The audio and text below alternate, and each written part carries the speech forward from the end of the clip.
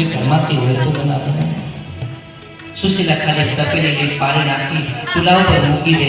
બાળકોને કે બેટા જમવાનું બને ત્યાં સુધી તમે સૂઈ જાઓ, જમવાનું બને કે હું તમને જઈ આવીશ. બાળકો એ આશાએ કે માં જમવાનું બનાવે છે, એ આશાએ બાળકો સૂઈ જાય અને સવાર થઈ જાય. બડી કોઈ ખરીનો લાલ ઝાડ હોય, સવારમાં જમવાનું મળી જાય. એવી સુદામાના પરિવારની એ ગંભીર હાલત છે, એવી ગરીબી સ્થિતિ છે.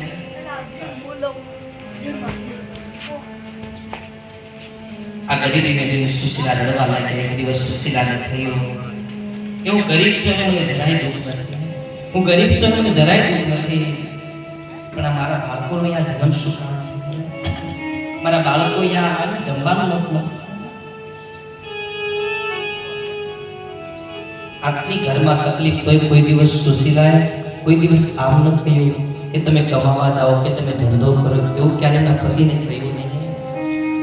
એવો સંગ હોય તો ભાઈ દ્વારકા પહોંચે, નહીં તો એક દિવસ ને એક રાત કહેતું હોય ક્યાંથી ઘરમાં શાંતિ હોય?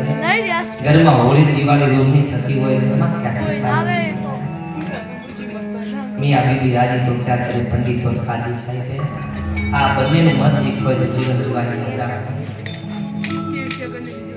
એટલે સુશીલા અને સુદામા બેઠા હતા. એમાં સુશીલાએ ધીરે ધીરે સાંભળો છો, બોલો. તો કે તમે ઘણીવાર એમ કહો છો કે મારો એક મિત્ર છે જેનું નામ કૃષ્ણ છે, તો દ્વારકાધીશ છે. હા છે. અરે તો મને તો લગ્ન કરી આટલા વર્ષો થયા, પણ મેં તો ક્યારે એવું ન જોયું કે તમે તમારા મિત્રને મળવા માટે ગયા. અરે મોટો માણસ થઈ ગયો કે એ તમને મળવાનો તાસ. અરે એ તો મોટો માણસ છે. અરે એ મોટા ભલે રહ્યા પણ તમારે તો જવું જોઈએ. અરે તમે ન જાતા એટલે એમને કેવું લાગતું હશે કે સુદામાના લગ્ન થઈ ગયા, હવે કેવી પત્ની મળી કે સુદામાને મળવા નથી આવવા દેતા. એમાં મારી બદનામી થાય છે. તમે એક કામ કરો, દ્વારકાધીશને મળવા માટે જાઓ. સુદામા ના પાડી, તું ક્યાં જાઉં તો ખાલી હાથે એવી રીતે જાઓ. મારા જોડે કઈ હોવું તો જોઈએ, ખાલી હાથે થોડી જગ્યા. અરે તમે કઈ ચિંતા છો, તમને ખાલી હાથે નહીં, તમે ખાલી તૈયારી કરો. સુશીલા પાડોશમાં ઘરે જાય છે ને પાડોશમાં ગયા અને પાડોશમાં જઈ સુશીલાએ પહેલી વાર માગણી કરી છે. માગણી કરી ચની એક પૌવાની માગણી કરી. પૌવાની માગણી કરી અને માગણી કોના? દ્વારકાધીશ માટે. પોતાના બાળકો ભૂખ્યા મરતા હતા પણ કોઈ દિવસ સુશીલાએ માગણી ન કરી, પણ આ જગતના બાપ માટે માગણી કરી. સાહેબે મરું પણ માગું નહીં, अपने तन के काज परमार्थ के कारण मानता न आएगा છે. મરી જો પણ માગું નહીં, પણ પરમાર્થ તો કાર્ય હોય અને પરમાર્થના કાર્યમાં માગીએ તો જરાય માંગતા લાજ આવે નહીં. માંગી કોના માટે? કે બ્રહ્માંડ નાયક માટે.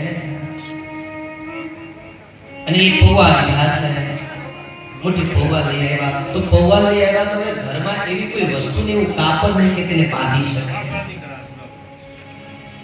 એ સુશીલાને એક સાડી પહેરવાની જૂની, એનું છેડું ફાડી અને એના અંદર પૌવા મૂકી અને ઘાટ મારી દીધી. જાઓ તમે તમારા મિત્રને મળવા જાઓ. સુદામા ત્યાંથી નીકળ્યા. હવે દ્વારકા તરફ જતા હતા. હવે જમવાનું મળે નહીં એટલે સુદામાનું શરીર એકદમ સુખાઈ ગયું. એક જૂની ખોતરી પહેરેલી છે, ફાટેલી તૂટેલી. એટલે થાકેલો આવ્યો એટલે વૃક્ષની છાયાના નીચે સુદામા સૂઈ ગયા. દ્વારકાધીશને ખબર પડી મારો મિત્ર આવે છે. ગરુડને બોલાવ્યા. ગરુડ બોલો, મારો મિત્ર આવે. એને ખબર ન પડે એ પ્રમાણે એને ત્યાંથી ઉપાડી દ્વારકાના પાદરે મૂકી દે. એને ખબર ન પડે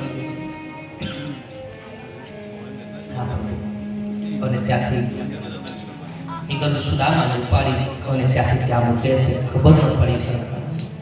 દ્વારકાના પાદરે મૂક્યા અને સુદામાની આંખ ખુલી. ત્યાં તો મોટા મહેલ જોયા. સુદામા વિચાર કરે આગળ કઈ નગરી છે, આટલા મોટા મોટા મહેલ છે. ઉભા થયા. પેલા આગળ ચાલ્યા હતા તો કોઈ વટે માર્ગે માણસ જતો તો વટે માર્ગે માણસ જતાને કહ્યું, ઓ ભાઈ બોલો ભૂદેવ, અરે આ કઈ નગરી છે? તો કે ભૂદેવ આ નગરી ના ઓળખતા? તો કે ના. અરે ભૂદેવ અમારી દ્વારકા નગરી છે. સુદામા કે દ્વારકા નગરી? તો કે હા આ ભૂદેવ દ્વારકા છે.